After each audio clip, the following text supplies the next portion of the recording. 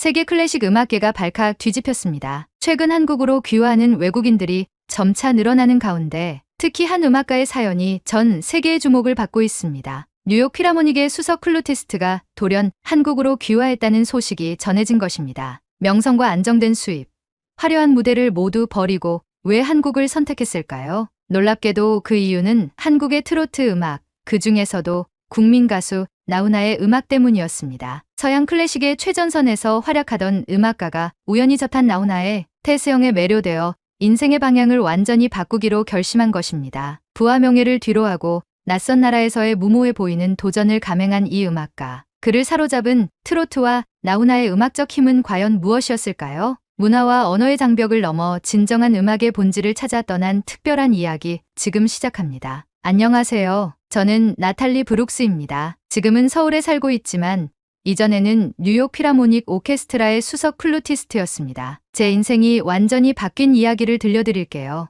모든 것이 시작된 그날로 돌아가 보겠습니다. 36살이었던 그때 저는 겉으로 보기에 완벽한 삶을 살고 있었습니다. 뉴욕 필하모닉에서 인정받는 연주자였고 맨해튼에 멋진 아파트도 있었죠. 매일 아침 일어나 연습실로 향하는 길은 항상 똑같았어요. 손가락이 플루트 위를 가볍게 춤추듯 움직이고 그 소리는 마치 새들의 노래처럼 연습실을 채웠지만 제 마음은 어딘가 공허함으로 가득 차 있었습니다. 지휘자는 항상 브라보, 나탈리, 정말 완벽해 라고 말했습니다. 하지만 그 칭찬이 제게 주는 기쁨은 점점 작아지고 있었어요. 10년 전에는 이런 칭찬에 가슴이 뛰었는데 그때는 그저 의례적인 인사말처럼 느껴졌습니다. 매일 같은 곡을 연주하고 같은 무대에 서고 같은 박수를 받는 생활이 반복되었죠. 겉으로 보기엔 완벽한 삶이었지만 제 안에서는 뭔가 채워지지 않는 빈자리가 자꾸만 커지는 기분이었어요. 부모님은 대기업 최고 경영자로 성공한 삶을 살고 계셨습니다. 상류층의 모든 혜택을 누리며 자랐고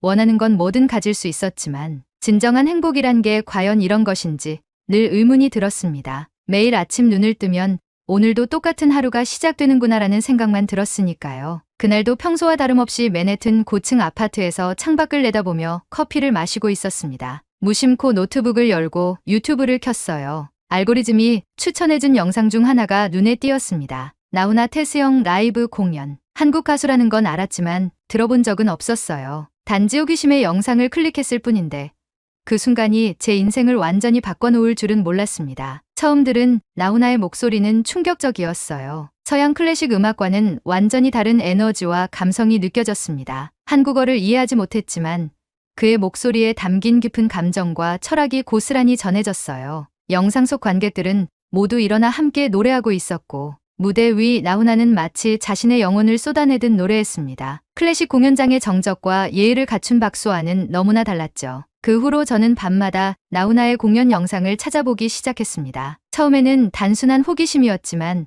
점점 그의 음악에 빠져들었습니다. 영어 자막이 있는 영상을 찾아 가사를 이해하려 노력했고 그의 음악에 담긴 철학적 메시지에 감동했습니다. 음악은 가슴으로 느끼는 것이다라는 나훈아의 인터뷰 내용이 제 마음을 강하게 두드렸습니다. 무대 위에서 완벽한 테크닉을 추구했던 제 연주가 갑자기 공허하게 느껴졌습니다. 음표를 정확히 연주하는 것에만 집중했던 저였지만 나훈아의 음악을 들으며 이게 진짜 음악이다라는 깨달음이 찾아왔습니다. 그의 노래에는 삶의 희로애락이 고스란히 담겨 있었고 그것이 청중의 마음을 움직이는 진정한 힘이었습니다. 한국 음악에 대한 호기심은 점점 커져갔습니다. 유튜브에서 한국 전통음악인 국악도 찾아보기 시작했습니다. 해금, 대금, 가야금 같은 악기들의 소리가 제 귀에는 신선하게 다가왔습니다. 특히 대금의 소리가 플루트와 비슷하면서도 더 깊고 영혼을 울리는 느낌이었습니다. 그리고 놀랍게도 서양 클래식 음악과 한국 전통음악 사이에 여러 공통점을 발견했습니다. 어느 날 연습실에서 플루트를 연주하다가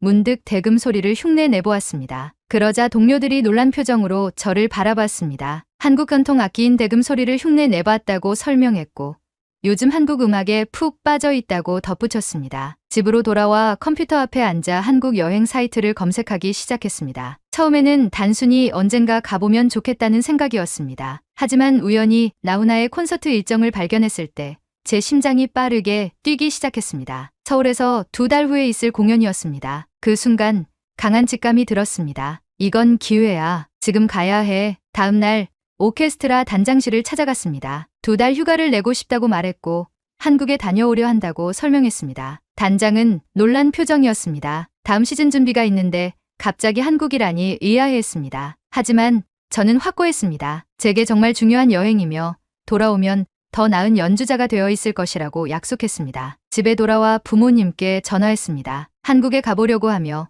나훈아라는 가수의 콘서트도 보고 한국 전통음악도 배워볼 생각이라고 말씀드렸습니다. 어머니는 걱정스러운 목소리로 말씀하셨습니다. 갑자기 왜 한국인지 이번 시즌이 끝날 때까지 기다리는 게 어떤지 물으셨습니다. 하지만 저는 이미 마음을 굳혔습니다. 지금 가야 할 것 같다고, 이건 단순한 여행이 아니라 제 음악 인생의 중요한 전환점이 될 것 같다고 설명했습니다. 친구들과의 저녁 식사 자리에서 제 계획을 이야기했습니다. 한국을 직접 보고 싶다고, 나훈아의 공연도 보고 국악도 배워볼 거라고 말했습니다. 친구들은 의아해했습니다. 갑자기 한국이라니, 지금 뉴욕 피아모닉의 수석 플루티스트인데 경력에 영향 없을지 걱정했습니다. 하지만 저는 웃으며 때로는 자신의 직감을 따라야 할 때가 있다고, 이건 제 음악적 여정의 중요한 부분이 될 거라고 대답했습니다. 비행기 티켓을 예매하고 한국어 기초를 배우기 시작했습니다. 밤마다 안녕하세요, 감사합니다 같은 기본 인사말을 연습했습니다. 이런 새로운 도전이 제 일상에 활기를 불어넣었고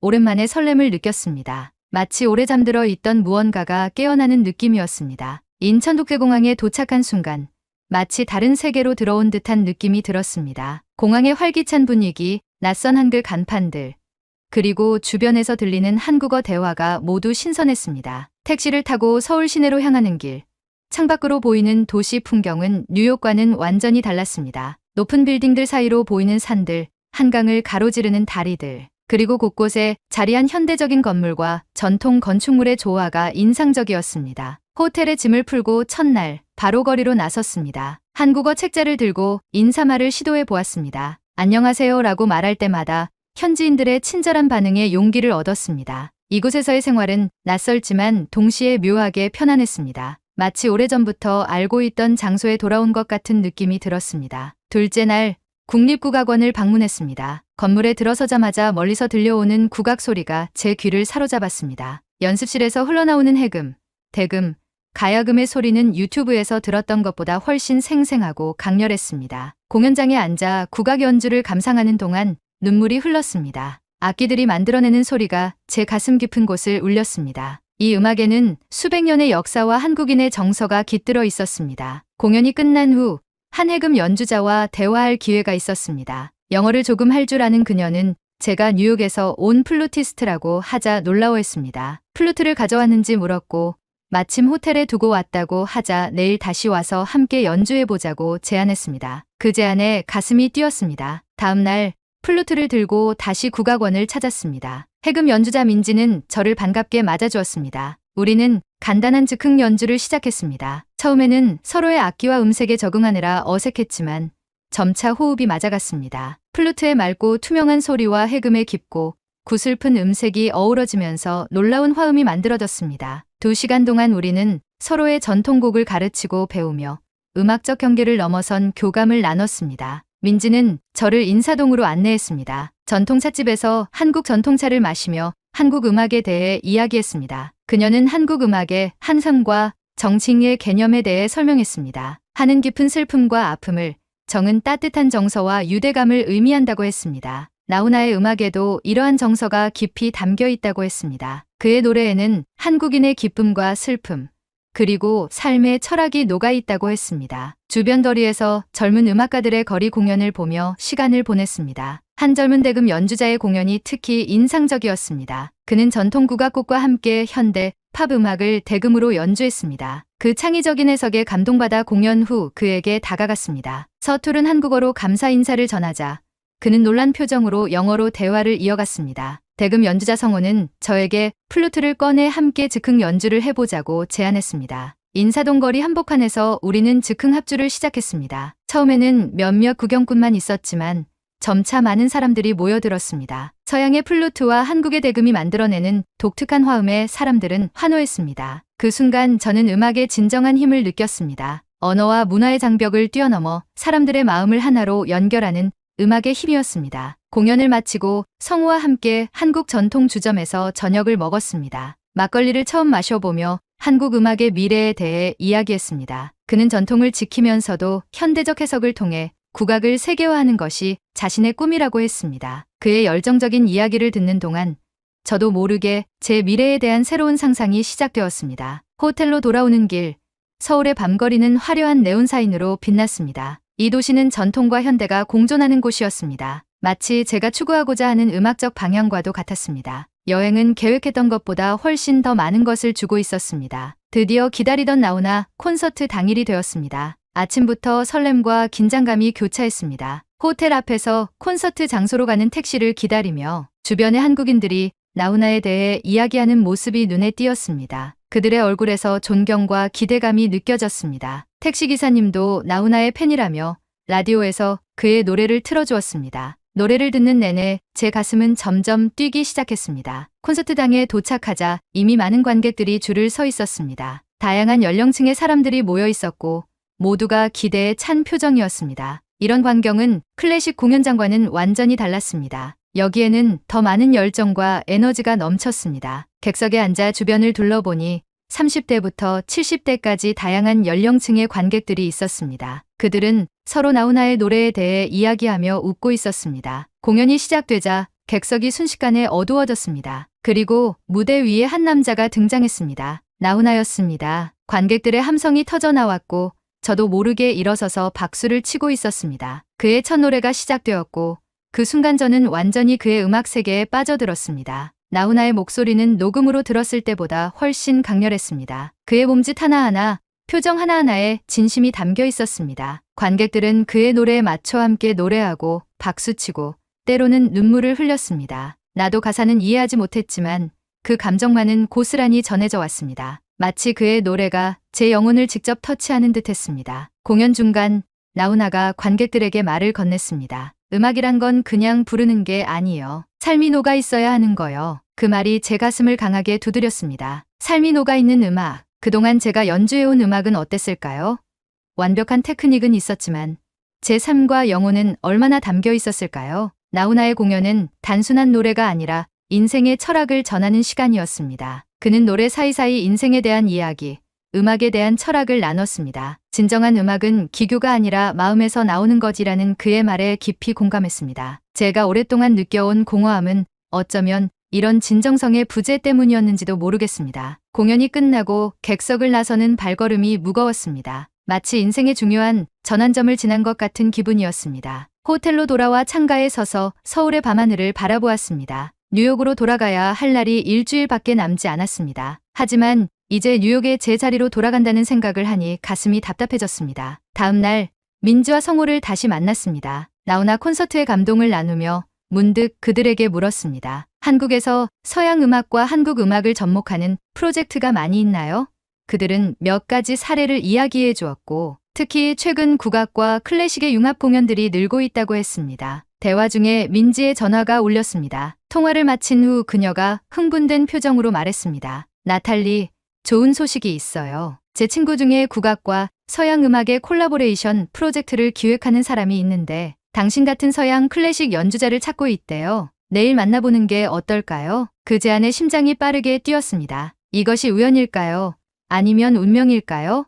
다음 날 전통 찻집에서 음악 프로듀서 재민을 만났습니다. 그는 서울대학교 국악과를 졸업하고 현대 음악과 전통 음악의 융합 프로젝트를 여러 번 진행해온 사람이었습니다. 재민은 제 음악 경력에 대해 물었고 제가 나훈아의 음악과 한국 전통음악에 매료된 이야기를 듣고는 눈을 빛냈습니다. 나탈리 씨 같은 사람이 필요했어요. 한국 음악을 새로운 시각으로 바라볼 수 있는 사람, 그리고 서양 클래식의 깊이를 가진 사람이요. 다음 달부터 시작하는 프로젝트에 참여해 보시겠어요? 서양 클래식 악기와 한국 전통악기가 함께하는 공연이에요. 그 제안은 너무나 매력적이었습니다. 하지만 뉴욕의 제 자리, 오케스트라에서의 포지션, 그리고 미국에서의 삶을 쉽게 포기할 수 있을까요? 머릿속이 복잡해졌습니다. 하룻밤 생각해보겠다고 대답했지만 내심 이미 답은 정해진 것 같았습니다. 호텔 방으로 돌아와 창밖을 바라보며 깊은 고민에 빠졌습니다. 재민의 제안은 단순한 프로젝트 참여가 아니라 제 인생의 방향을 완전히 바꾸는 결정이었습니다. 뉴욕에서의 안정적인 삶과 경력을 뒤로하고 낯선 나라에서 새로운 도전을 시작한다는 것은 두렵고 불확실한 선택이었습니다. 하지만 동시에 가슴속에서는 이미 답이 정해진 것 같았습니다. 부모님께 전화를 걸었습니다. 한국에서의 경험과 느낌, 그리고 재민의 제안에 대해 이야기했습니다. 어머니의 목소리가 걱정으로 가득 찼습니다. 뉴욕에서 성공한 음악가인데 왜 한국에 남으려고 하는지, 잠시 머물다 오는 건 좋지만 거기서 새 삶을 시작하는 건 너무 성급한 결정이 아닌지 물으셨습니다. 아버지도 동의했습니다. 제가 열정을 느끼는 건 이해하지만 신중히 생각해보라고 하셨습니다. 뉴욕 필하모닉의 자리는 수많은 음악가들이 꿈꾸는 포지션이며 그것을 쉽게 포기하는 건 현명하지 않을 수 있다고 말씀하셨습니다. 부모님의 말씀이 맞았습니다. 합리적으로 생각하면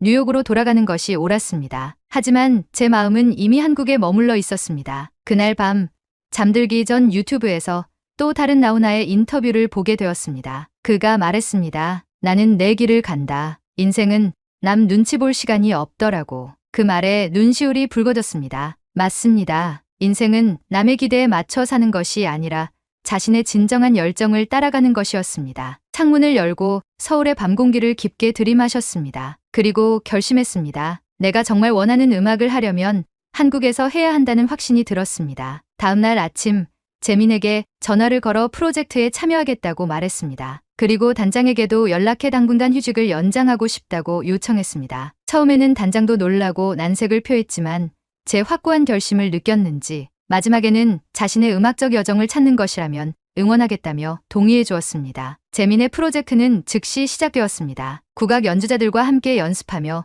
전통악기의 특성과 연주법을 배웠습니다. 처음에는 서로 다른 음악적 배경과 표현 방식 때문에 어려움도 있었지만 점차 서로의 스타일을 이해하고 융합해 나갔습니다. 플루트와 대금, 해금과 바이올린, 그리고 가야금과 하프가 만들어내는 소리는 전에 들어본 적 없는 새로운 음악 세계를 창조해냈습니다. 프로젝트가 진행되는 석 달 동안 서울 외곽의 작은 아파트를 임대해 한국 생활에 적응해 나갔습니다. 한국어 공부도 꾸준히 했고 한국 문화와 음식, 그리고 사람들의 정서에 점점 더 깊이 공감하게 되었습니다. 특히 한국인들의 정치인이라는 감정은 제게 매우 특별하게 다가왔습니다. 서로를 배려하고 챙기는 마음, 그리고 깊은 유대감은 뉴욕의 개인주의적 문화와는 다른 매력이었습니다. 프로젝트의 첫 공연 날 서울의 작은 공연장은 관객들로 가득 찼습니다. 무대 위에 올라 관객들을 바라보는 순간 이상하게도 긴장감보다는 편안함이 느껴졌습니다. 이것이 제가 있어야 할 곳이라는 확신이 들었습니다. 플루트를 입에 대고 첫 음을 내는 순간 그동안 느껴보지 못한 충만함이 가슴을 채웠습니다. 대금과 플루트의 듀엣 연주가 시작되었고 두 악기의 소리가 서로 대화하듯 어우러졌습니다. 공연은 대성공이었습니다. 관객들은 기립박수를 보냈고 많은 음악 평론가들이 이 새로운 시도에 찬사를 보냈습니다. 동서양의 음악적 만남이 이토록 자연스러울 수 있다니, 전통과 현대가 완벽하게 조화를 이룬 순간이라는 평가가 이어졌습니다. 공연이 끝난 후 단장으로부터 메일이 도착했습니다. 뉴욕으로 돌아올 계획이 있는지 묻는 내용이었습니다. 이제 결정의 시간이 왔습니다. 바쁜 일정 속에서도 매일 밤 고민했습니다. 뉴욕의 안정적인 삶으로 돌아갈 것인가?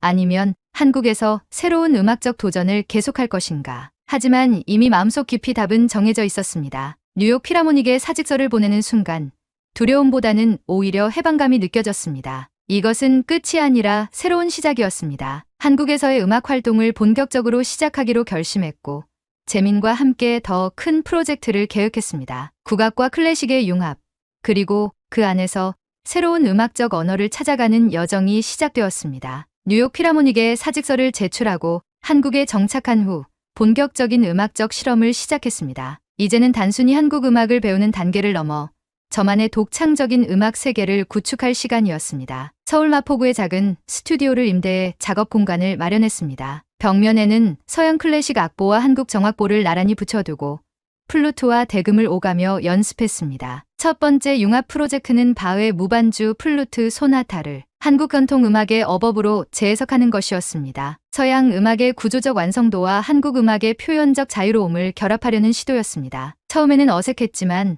점차 두 음악 세계의 접점을 찾아가기 시작했습니다. 특히 바흐의 선율에 한국 전통 음악의 식임새를 더했을 때 놀라울 정도로 새로운 음색이 탄생했습니다. 이 과정에서 국악계의 여러 전문가들과 협업했습니다. 해금 연주자 민지, 대금 연주자 성우, 그리고 작곡가 재민은 저의 든든한 동반자가 되었습니다. 그들은 제가 한국 음악의 정수를 이해하도록 도왔고 저는 그들에게 서양 음악의 이론과 기법을 나누었습니다. 서로 다른 음악적 배경을 가진 우리의 만남은 예상치 못한 창의적 화학 반응을 일으켰습니다. 6개월간의 집중적인 작업 끝에 경계를 넘어라는 제목의 첫 공연을 준비했습니다. 이 공연은 전통 국악곡과 서양 클래식 명곡을 융합한 7개의 작품으로 구성되었습니다. 서울 광화문의 작은 공연장에서 시작한 이 공연은 예상 밖의 큰 호응을 얻었습니다. 특히 드뷔시의 시링크스와 한국 민요, 아리랑을 결합한 작품은 관객들에게 깊은 감동을 선사했습니다. 공연 후 한 음악 평론가는 나탈리 브룩스는 단순히 두 문화의 음악을 섞는 것이 아니라 진정한 의미의 새로운 음악 언어를 창조하고 있다라고 평했습니다.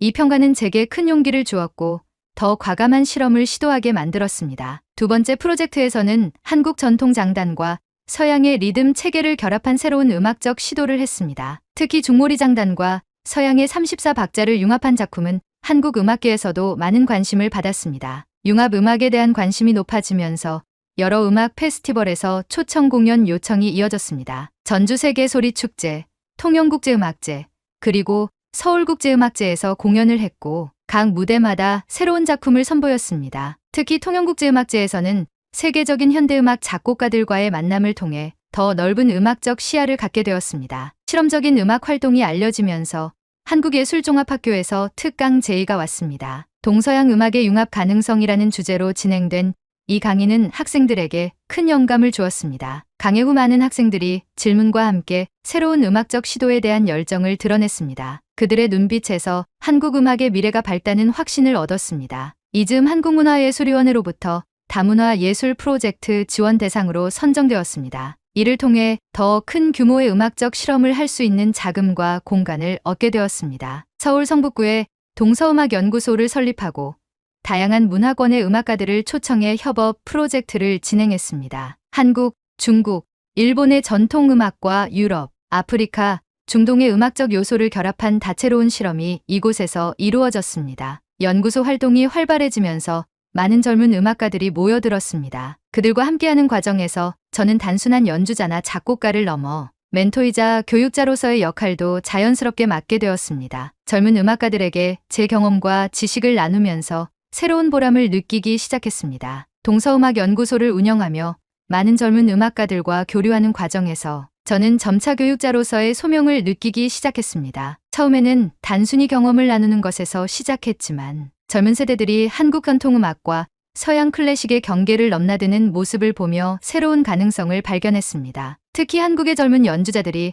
자국의 전통음악에 대해 새롭게 눈을 뜨는 모습은 큰 보람으로 다가왔습니다. 이러한 경험을 바탕으로 경계 없는 음악교실이라는 교육 프로그램을 기획했습니다. 이 프로그램은 매주 토요일 연구소에서 열리는 무료 워크숍 형태로 전공과 상관없이 음악에 관심 있는 모든 이들에게 열려 있었습니다. 처음에는 10명 남짓한 학생들로 시작했지만 입소문을 타고 석 달 만에 50명이 넘는 정기 참가자를 보유하게 되었습니다. 워크숍에서는 서양 악기와 한국 전통악기를 자유롭게 교차 학습할 수 있도록 했습니다. 플루트 전공자가 대금을, 바이올린 전공자가 해금을 배우고 역으로 국악 전공자들은 서양 악기와 음악 이론을 배우는 방식이었습니다. 이런 교차 학습 방식은 학생들에게 새로운 시각을 제공했고 그들의 음악적 표현 영역을 넓히는 데 큰 도움이 되었습니다. 워크숍의 성공에 힘입어 서울시 교육청에서 공교육 연계 프로그램을 제안해왔습니다. 세계음악 탐험대라는 이름의 이 프로그램은 서울 시내 중고등학교를 순회하며 학생들에게 다양한 문화권의 음악을 소개하는 것이었습니다. 청소년들의 반응은 놀라웠습니다. 그들은 자신들이 익숙하게 듣던 대중음악과 다른 음악적 세계에 호기심과 열정을 보였습니다. 이 교육 활동이 알려지면서 서울예술대학교에서 정식 교수 제안이 왔습니다. 학교 측은 크로스오버 음악학과라는 새로운 학과를 설립하려는 계획을 가지고 있었고 재계 학과 설립과 운영에 참여해달라고 요청했습니다. 큰 고민 끝에 제안을 수락했고 교수로서의 새로운 여정이 시작되었습니다. 학과 커리큘럼을 설계하는 과정에서 저는 단순히 기술적인 연주 능력뿐만 아니라 문화적 맥락과 철학적 이해를 중요시했습니다. 학생들이 음악을 통해 세계를 보는 시각을 넓히고 자신만의 예술적 정체성을 찾아갈 수 있도록 돕는 것이 목표였습니다. 첫 학기에는 국내외에서 20명의 학생이 입학했고 다양한 배경을 가진 그들과 함께하는 교육 현장은 저에게도 새로운 도전이었습니다. 강의실에서 학생들을 가르치는 것도 의미 있었지만 더 큰 보람은 그들이 성장하는 모습을 지켜보는 것이었습니다. 첫 학기가 끝날 무렵 학생들이 준비한 작은 공연에서 그들만의 독창적인 작품을 선보였을 때 느꼈던 감동은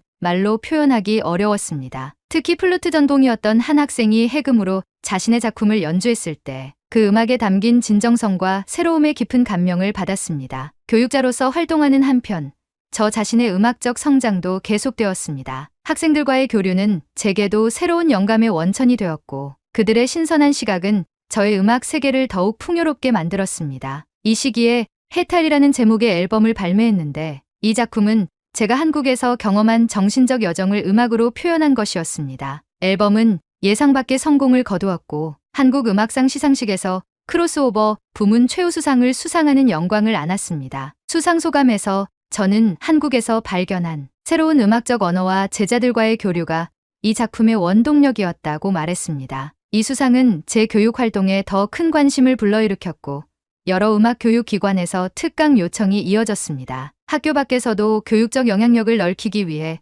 국경 없는 음악가들이라는 비영리 단체를 설립했습니다. 이 단체는 경제적으로 어려운 환경의 아이들에게 음악 교육의 기회를 제공하는 것을 목표로 했습니다. 서울 외곽의 지역아동센터와 협력하여 주 2번 무료 음악 교실을 운영했습니다. 전문 음악가를 꿈꾸지 않더라도 음악을 통해 자신의 감정을 표현하고 창의성을 발휘할 수 있도록 돕는 과정이었습니다. 아이들과 함께하는 시간은 제게 특별한 의미가 있었습니다. 처음에는 수줍어하던 아이들이 점차 자신감을 갖고 음악을 표현하는 모습, 그리고 서로 다른 문화적 배경을 가진 아이들이 음악을 통해 하나가 되는 모습은 가슴 뭉클한 감동을 주었습니다. 음악이 가진 치유와 소통의 힘을 다시 한번 확인하는 순간이었습니다. 교육자로서의 경험은 제 음악적 정체성에 또 다른 층위를 더해주었습니다. 이제 저는 단순히 연주자나 작곡가가 아니라 다음 세대의 음악적 비전을 형성하는 데 기여하는 사람이 되었습니다. 학생들의 성장을 돕는 과정에서 오히려 제가 더 많은 것을 배웠고 교육은 제 삶에서 빼놓을 수 없는 부분이 되었습니다. 이 시기에 한국 시민권 신청을 결심했습니다. 한국에서의 교육 활동과 문화적 기여를 인정받아 특별 귀화 절차를 밟을 수 있었습니다. 시민권 취득 과정에서 한국어 능력 시험을 준비하며 더욱 깊이 한국어를 공부했고 한국 역사와 문화에 대한 이해도 넓혔습니다. 이제 한국은 단순한 거주지가 아니라 제 정체성의 중요한 부분이 되었습니다. 한국 국적을 취득하게 된다면 더 많은 학생들에게 영감을 줄 수 있을 것이라는 기대도 있었습니다. 외국인 교수가 아닌 한국인 교수로서 동서양 음악의 융합을 가르치는 것은 새로운 의미가 있을 것이라 생각했습니다. 그리고 이러한 제 선택이 음악이 국경과 문화의 경계를 넘어설 수 있다는 것을 보여주는 작은 증거가 되기를 희망했습니다. 한국 귀화 후 첫 해는 더욱 활발한 활동으로 채워졌습니다. 이제는 단순히 한국 음악을 연주하는 외국인이 아니라 한국인으로서 새로운 음악적 여정을 시작했습니다. 서울예술대학교에서 정식 교수 자리를 제안받았고 동서양 음악융합학과라는 새로운 학과의 설립을 함께 기획했습니다. 이 학과는 한국 전통음악과 서양 클래식의 경계를 넘어선 새로운 음악 교육을 목표로 했습니다. 교육자로서의 경험은 제 음악적 시야를 더욱 넓혀주었습니다. 학생들에게 가르치는 과정에서 오히려 배우는 것이 더 많았습니다. 특히 한국의 젊은 음악가들이 자국의 전통 음악에 대해 새롭게 관심을 갖게 되는 모습을 보는 것은 큰 보람이었습니다. 많은 학생들이 외국인 교수님을 통해 오히려 우리 음악의 가치를 깨닫게 되었다고 말했습니다. 교육과 함께 창작 활동도 계속했습니다. 두 번째 앨범 강산무진장 산 우징을 발매했는데 이는 강과 산은 끝이 없다라는 의미로 한국의 자연과 정서를 음악으로 표현한 작품이었습니다. 이 앨범에는 특별히 나훈아의 고향역을 플루트와 국악기로 편곡한 버전이 수록되었고 많은 이들의 사랑을 받았습니다. 앨범 발매 기념 콘서트는 예술의 전당 콘서트홀에서 개최되었고 전성 매진되었습니다. 이 공연에서는 특별히 중요한 순간이 있었습니다. 콘서트 중반 무대에 부모님을 초대해 함께 인사를 나눈 것입니다. 부모님은 이제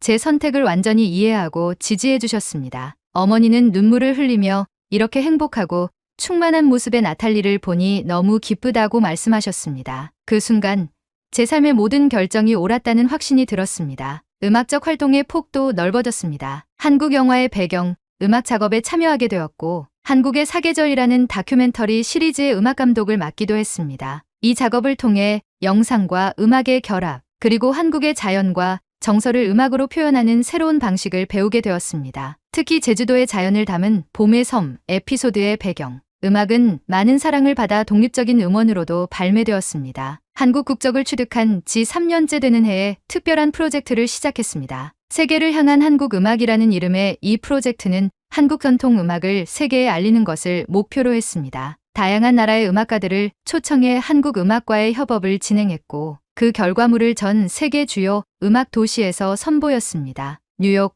런던, 파리, 베를린 등 세계적인 공연장에서의 공연은 한국 음악의 세계화에 중요한 발걸음이 되었습니다. 특히 뉴욕 카네기홀에서의 공연은 의미가 깊었습니다. 예전의 동료들과 관객들 앞에서 한국 음악의 아름다움을 선보이는 것은 감회가 새로웠습니다. 공연 후 많은 음악가들과 평론가들이 찾아와 한국 음악에 대한 관심을 표했고 몇몇 음악 학교에서는 한국 음악 워크숍을 요청해 왔습니다. 이를 통해 뉴욕 줄리아드 음악원에서 일주일간의 특별 강의를 진행하는 기회도 얻었습니다. 세계 투어를 마치고 한국으로 돌아온 후 문화체육관광부로부터 특별한 제안을 받았습니다. 한국 문화의 해외 홍보를 위한 문화 대사로 활동해달라는 것이었습니다. 이 역할을 통해 한국 음악뿐만 아니라 한국의 다양한 문화적 가치를 세계에 알리는 데 기여할 수 있었습니다. 특히 해외에서 한국문화원과 협력하여 진행한 한국 음악의 밤 행사들은 현지인들에게 한국 문화를 경험할 수 있는 소중한 기회가 되었습니다. 한국 생활 10년 차에 접어들면서 제 인생과 음악 여정에 대한 회고록을 집필하기 시작했습니다. 플루트에서 대금으로라는 제목의 이 책은 제가 나훈아의 음악을 처음 발견한 순간부터 한국인이 되기까지의 여정을 담았습니다. 이 책은 한국어로 먼저 출판되었고 이후 영어와 여러 언어로 번역되어 전 세계의 한국 음악의 매력을 알리는 데 기여했습니다. 회고록 출판 기념회는 작지만 의미 있는 자리로 마련되었습니다. 제 음악적 여정에 영감을 준 여러 국악인들과 음악계 인사들이 참석해 자리를 빛내주었습니다. 많은 이들이 제 이야기가 한국 음악의 가치를 새롭게 조명하는 데 기여했다고 평가해 주었습니다. 특히 음악계의 원로 한 분은 외국인의 시선으로 본 우리 음악의 가치는 우리에게도 새로운 자부심을 안겨주었다고 말씀해 주셨습니다. 10년의 한국 생활을 되돌아보며 모든 것이 우연히 시작되었다는 사실이 놀라웠습니다. 한 번의 유튜브 알고리즘 추천, 나훈아의 테스형 한 곡이 제 인생의 방향을 완전히 바꾸어 놓았습니다. 뉴욕의 안정적인 삶을 포기하고 낯선 나라에서 새 출발을 하는 것은 두렵고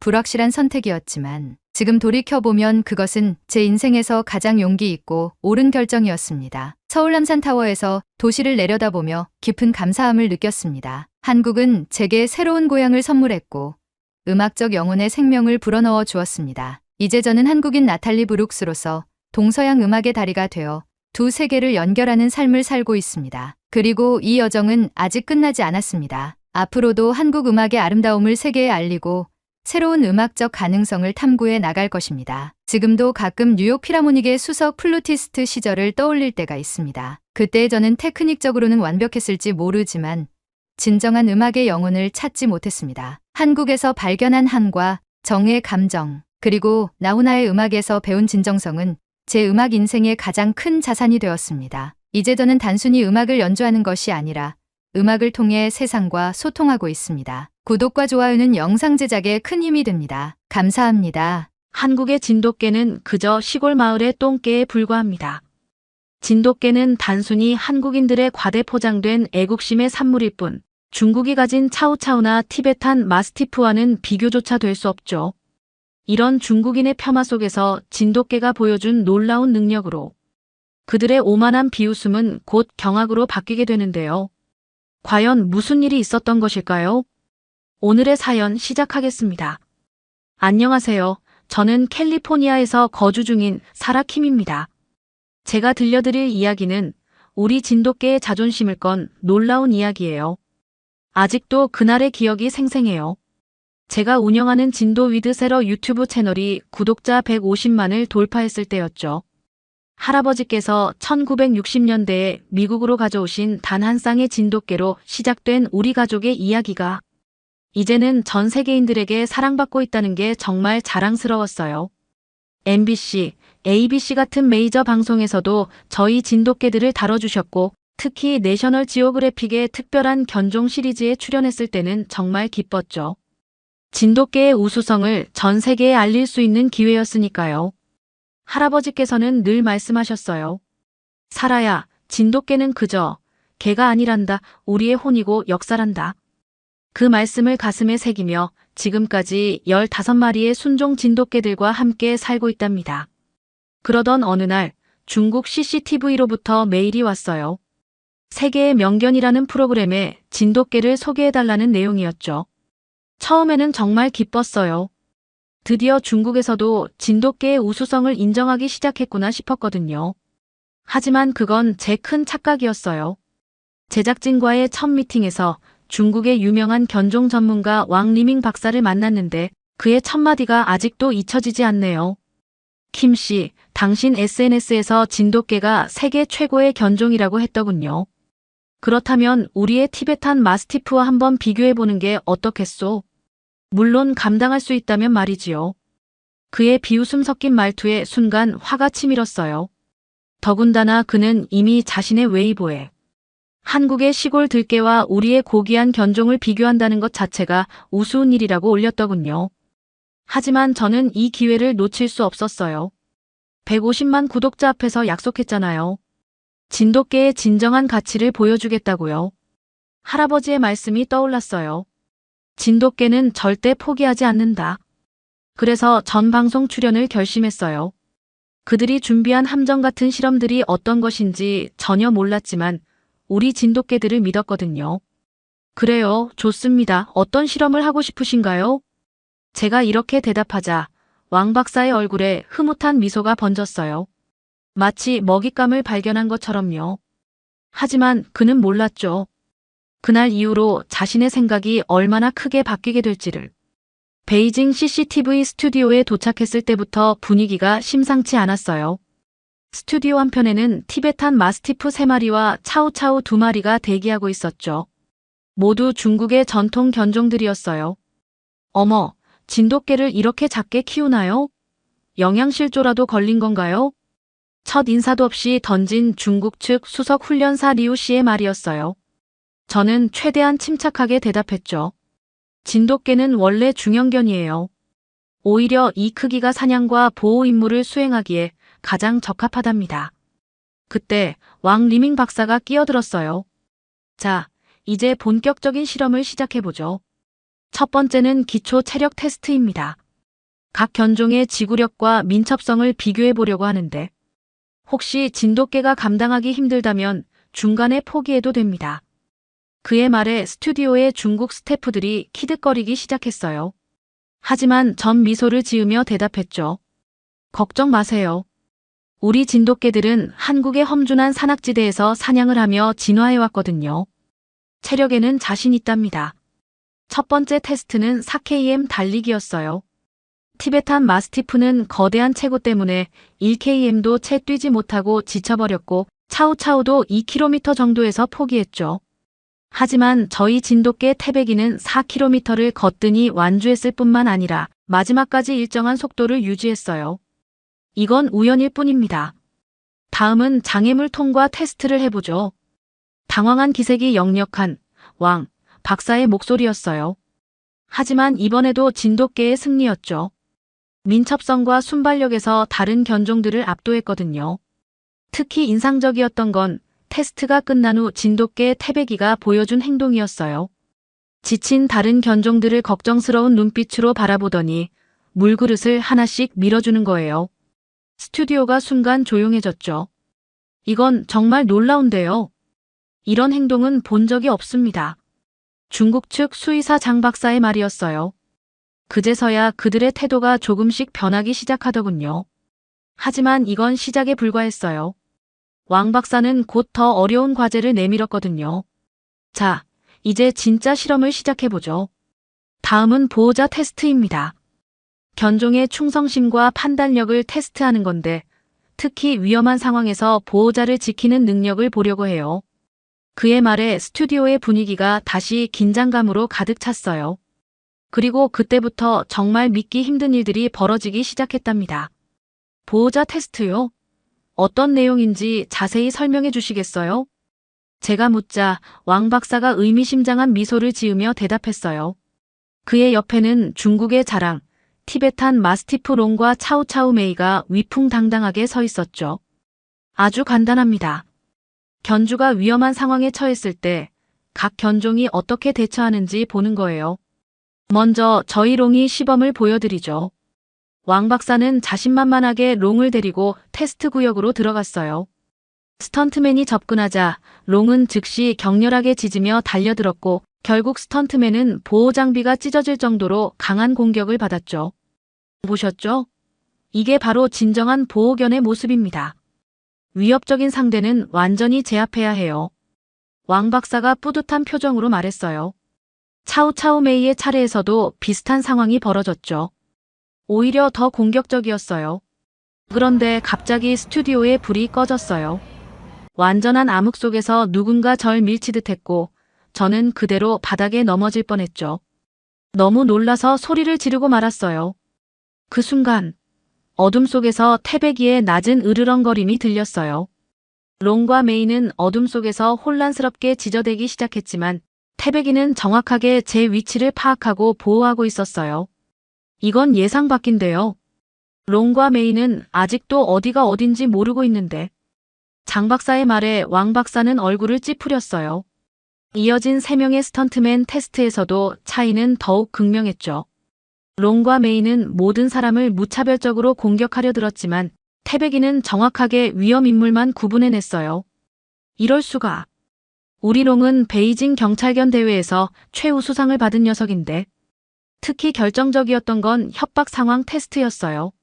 스턴트맨이 가짜 칼을 들이대자 롱과 메이는 너무 흥분한 나머지 오히려 자신의 주인까지 물 뻔했죠.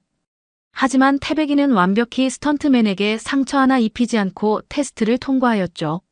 중국 전문가들의 표정이 점점 굳어져 갔어요. 왕 박사는 마지막 카드를 꺼내들었죠. 킴 씨, 마지막 테스트가 남았습니다. 우리 롱과 메이도 이번엔 제대로 보여줄 거예요. 이번에는 정말 특별한 테스트가 될 테니까요.